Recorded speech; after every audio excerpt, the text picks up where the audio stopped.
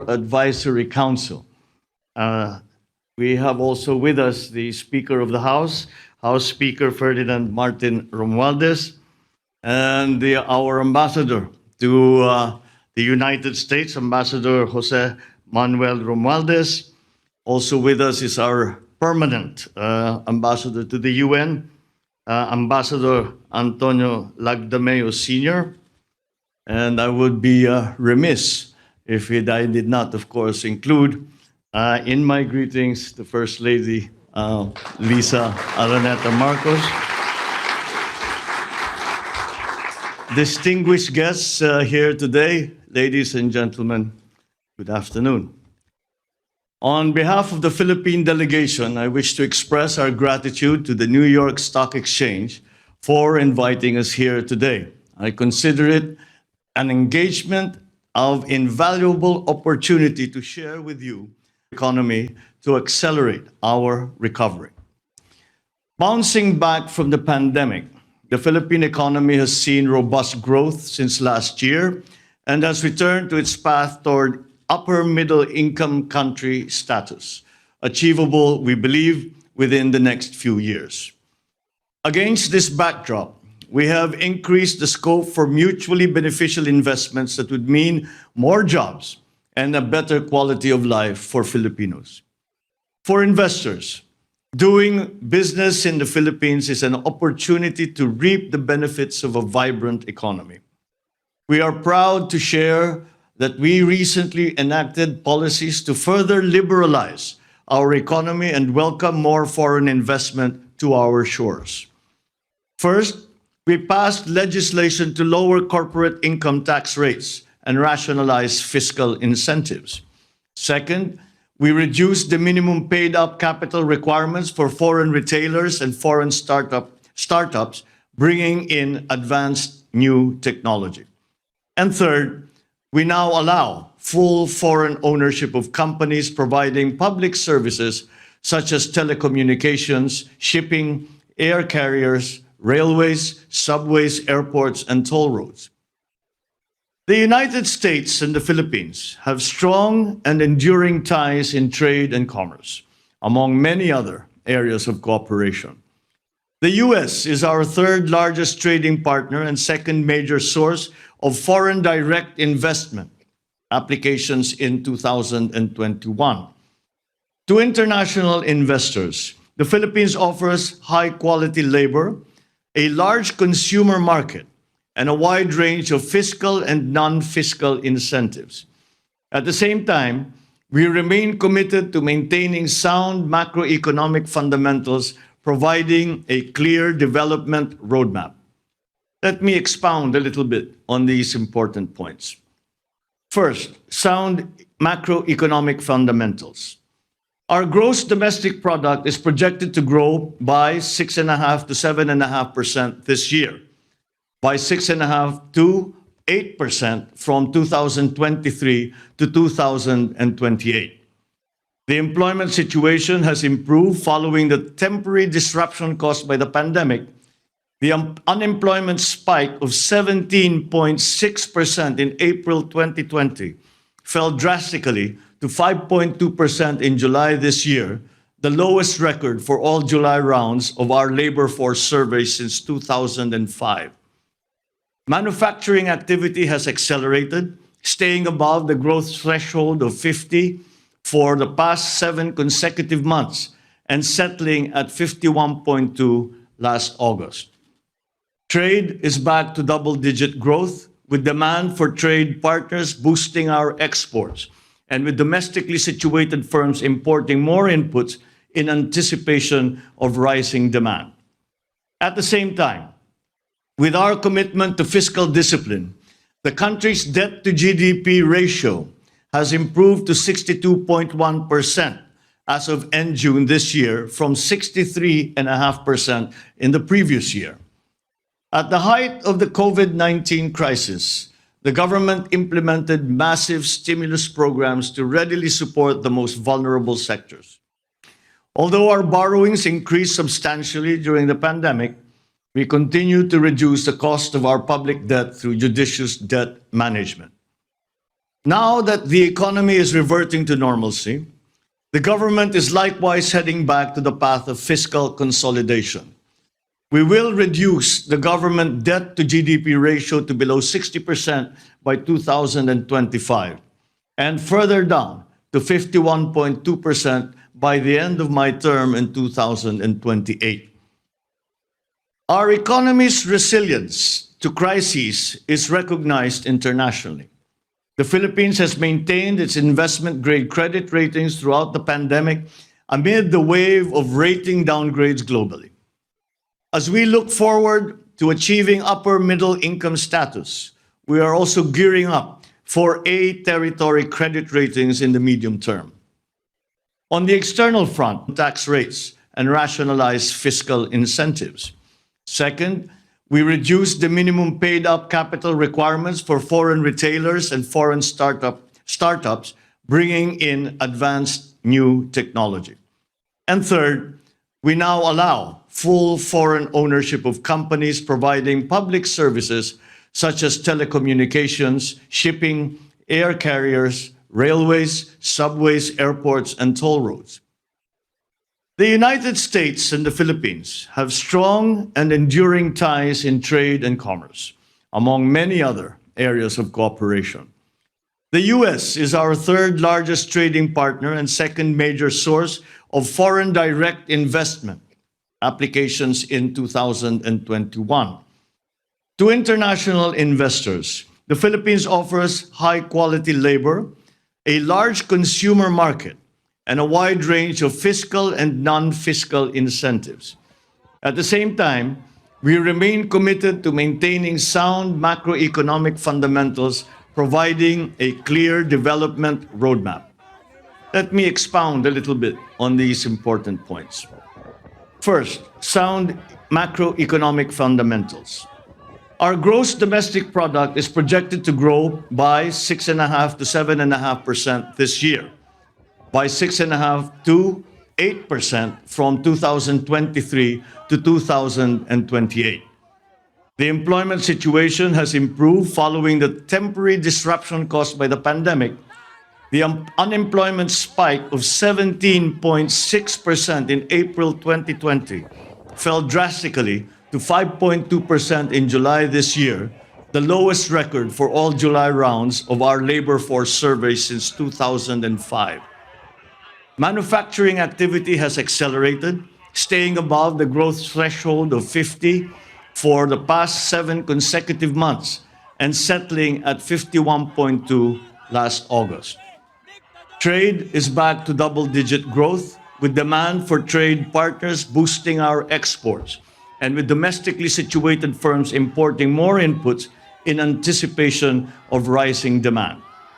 At the same time, with our commitment to fiscal discipline, the country's debt to GDP ratio has improved to 62.1% as of end June this year from 63.5% in the previous year.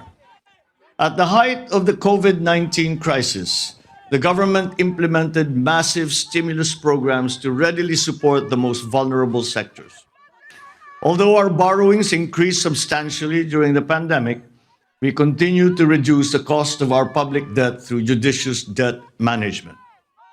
Now that the economy is reverting to normalcy, the government is likewise heading back to the path of fiscal consolidation. We will reduce the government debt to GDP ratio to below 60% by 2025 and further down to 51.2% by the end of my term in 2028. Our economy's resilience to crises is recognized internationally. The Philippines has maintained its investment-grade credit ratings throughout the pandemic amid the wave of rating downgrades globally. As we look forward to achieving upper middle income status, we are also gearing up for A territory credit ratings in the medium term. On the external front, we have sufficient buffers against external shocks, supported by steady inflows of overseas Filipino remittances, receipts from business processing, outsourcing, and foreign direct investment. Our gross international reserves stood at $99 billion as of end August, equivalent to 8.3 months of import cover. This remains more than sufficient to cover the economy's foreign exchange needs. Moving on to my second point, our economic development roadmap. In the near term, our top priorities are protecting the purchasing power of families by managing inflation, reducing the scarring effects of the pandemic, and ensuring sound macroeconomic fundamentals. Thus, we are implementing policies that enhance food security, transport, reduce energy costs, and logistical costs, strengthen social protection, and enhance the quality of education and skills training of our workers. As we pursue our short-term agenda, we build the foundations for a stronger, more inclusive future. Our medium-term agenda includes reducing the poverty rate to single digits by 2028 and undergoing an industrial transformation through which science, technology, and innovation and sustainability will drive our industries. In all our endeavors, the private sector must be a partner. We seek partnerships in many areas of our development agenda. In public infrastructure, such as mass transit systems, airports, toll roads, in public services, in digitalization initiatives, in the energy development agenda, in efforts to modernize agriculture, and in programs aimed at strengthening our industries, to just name a few.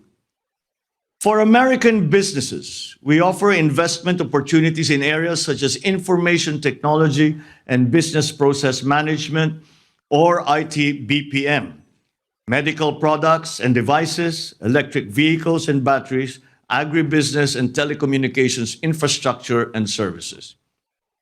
Despite external headwinds, the Philippines' economy's resilience, reinforced by sound policies and decisive leadership, makes us confident about our future. Over the past few decades, as the Philippines transformed into one of the most promising emerging markets, the United States has been among our steady partners. For that, we are truly grateful.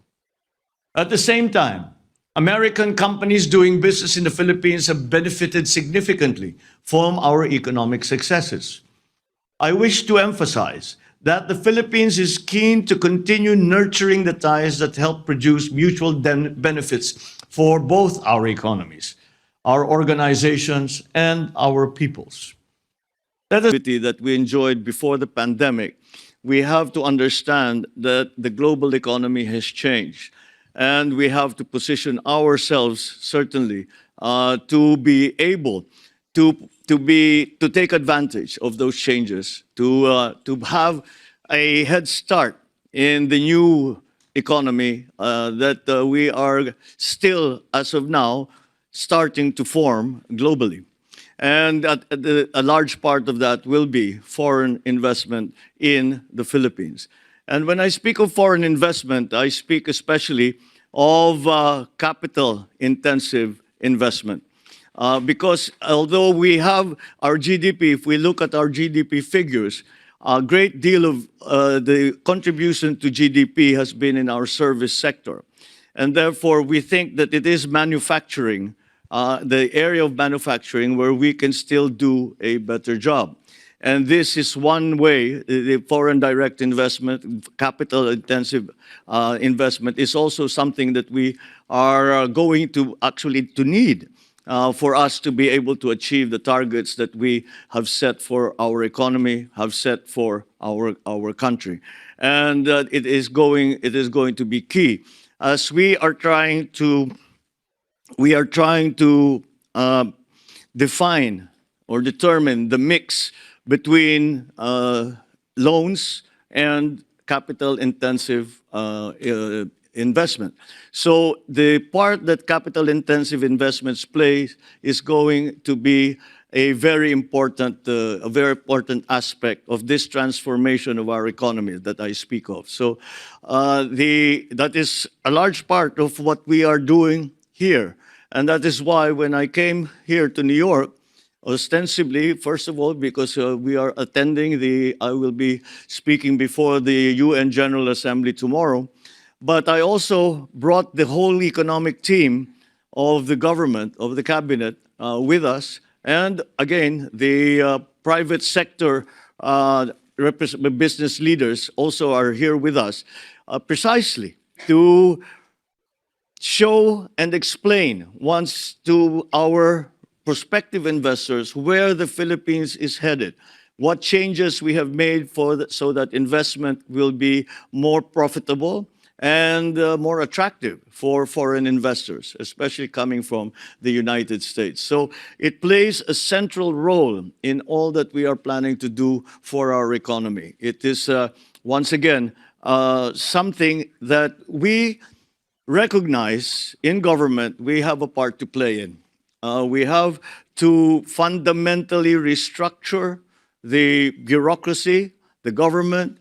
We listen to the chambers of commerce that tell us what are the obstacles that they find that in their way, such as the ease of doing business, the prices of energy, all of these and these other legislative guarantees that investors are looking for.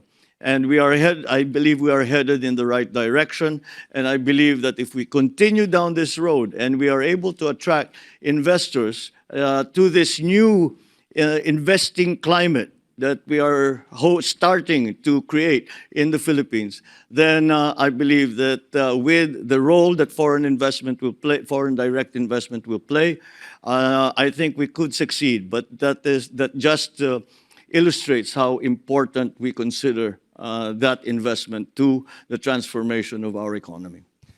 Well, thank you very much, Mr. President. You mentioned two themes in particular. One was, of course, foreign direct investment, but you also touched on the United States and it being one of the most important investors in the Philippines. Now, the United States and the Philippines have long enjoyed a very productive relationship and partnership. Can you talk a little bit about that partnership and how you see it going forward?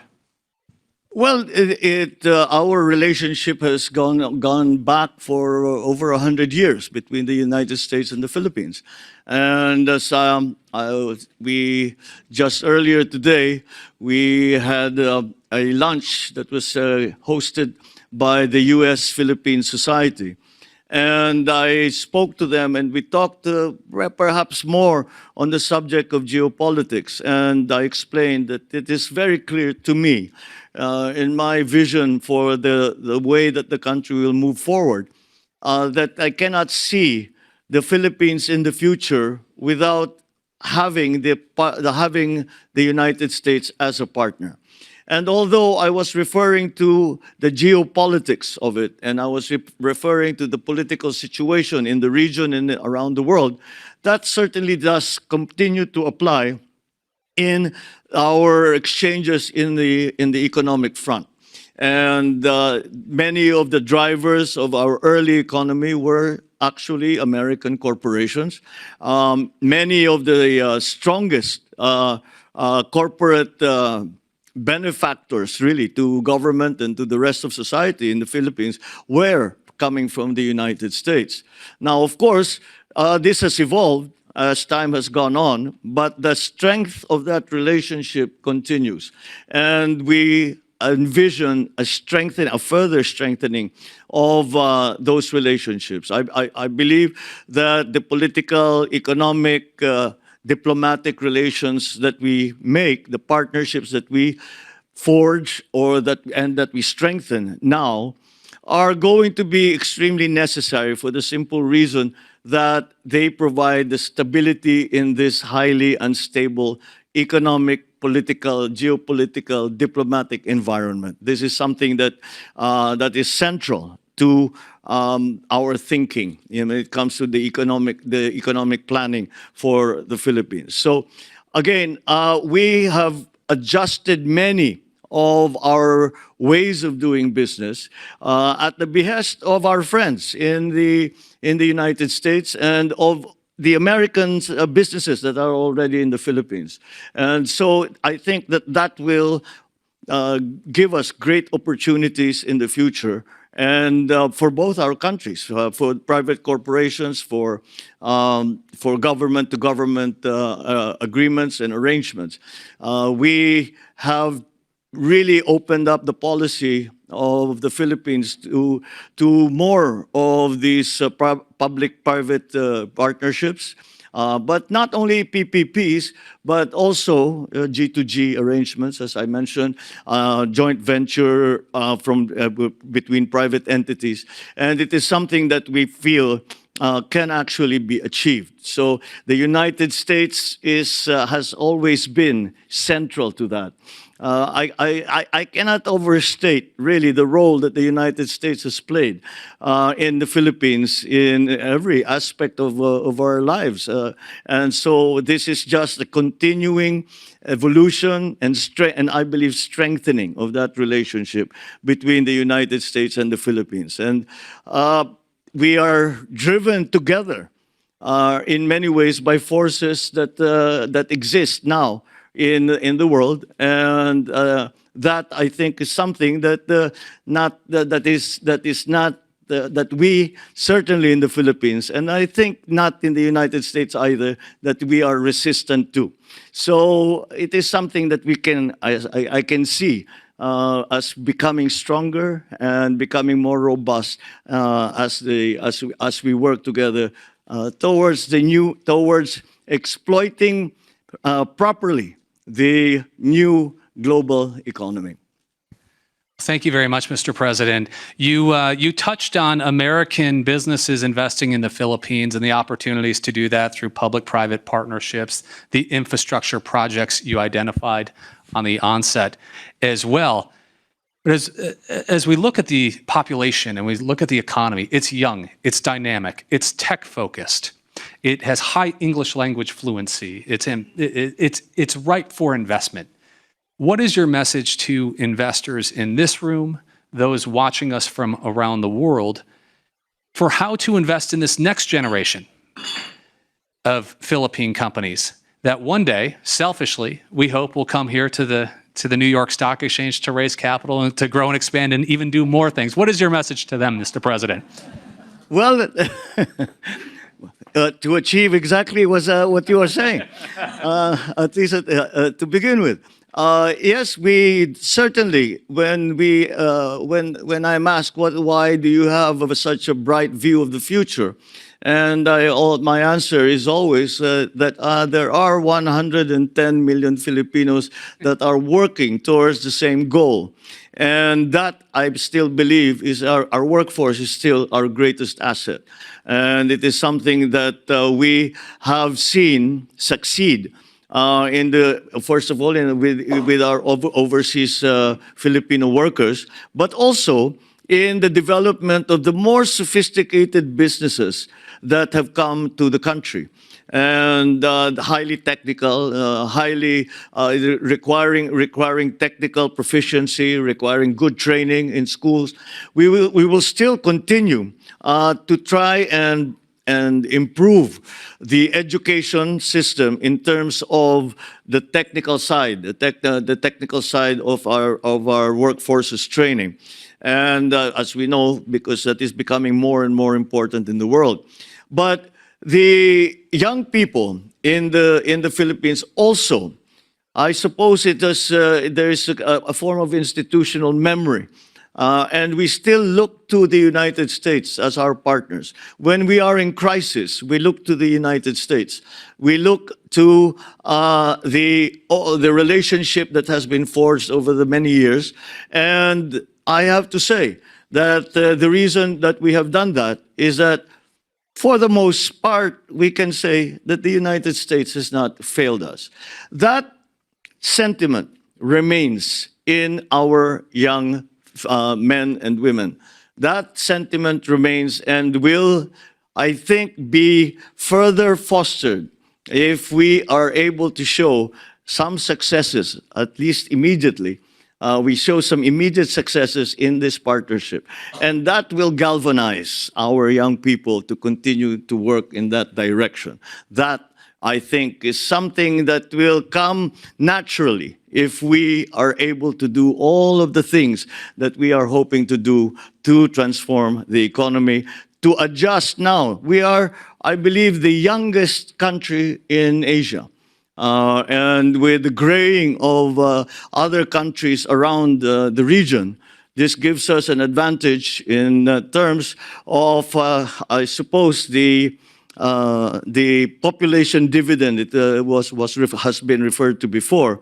It gives us an advantage in terms of the population dividend, and they are ready to take up the cudgels. They are ready to work for the country. They are ready to do what needs to be done to bring the country forward. And I feel confident in saying that because in the last election, it was the young people who drove forward the idea that we must continue to invest in our young people. We must continue to train them properly. We must continue to make them competitive anywhere in the world, but most hopefully in the Philippines with our partners and with our allies.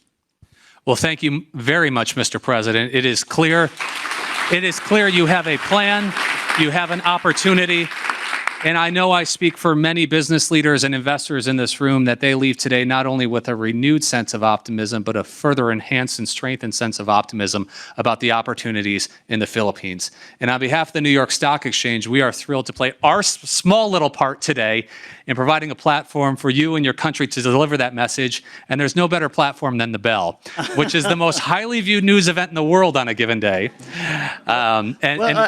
Similar to what Mr. Aboitis mentioned, we are all thrilled to be here. As when we were talking before coming out here, I said, well, of course we're familiar with the New York Stock Exchange and the Bell and that most important balcony in the world. But we had always watched it from afar, and to have the opportunity to be here personally and to be with all of you in the New York Stock Exchange has been a great opportunity and a great pleasure. Wonderful.